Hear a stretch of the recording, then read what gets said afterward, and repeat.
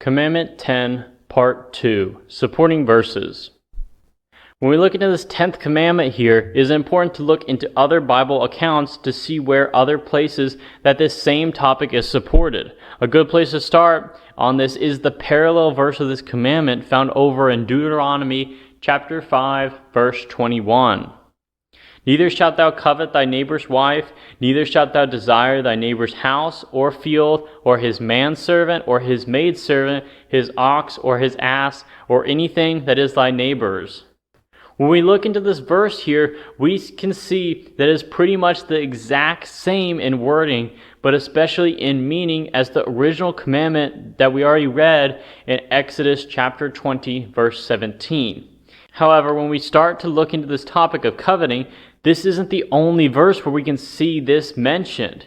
Over in Joshua chapter 7, verse 21, when I saw among the spoil a goodly robe of Shinar, and 200 shekels of silver, and a wedge of gold, and 50 shekels weight, I coveted them and took them. And behold, they are hidden in the earth in the middle of my tent, and the silver under it.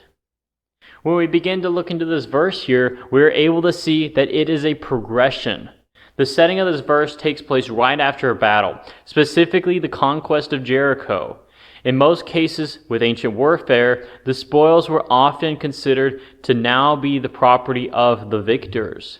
However, in this case, after that battle, God had commanded that all of the items from this city would be devoted to Him, found in Joshua chapter 6, verses 17 through 19. Because of this, we can see that all of the items that were in this city were not to be touched. As we look further into this verse, we can see the progression that is being taken place here. Through it, we can almost picture the kind of scene here. At first, he is going around. He probably sees this, as it says, cloak of Shinar. It is something that probably was rare or valuable or something along that nature. So he probably thought it was something that would be easy to go unnoticed. That is something that is a little on the smaller side of things. Then a little bit further into this verse, we see that the next thing that he finds and he likes is this 200 shekels of silver, a far more substantial amount of value concerning these items here. However, he doesn't call it quits, so to speak. He is still going through this city and finds a bar of gold weighing 50 shekels. Gold was something that is often associated with royalty or divinity.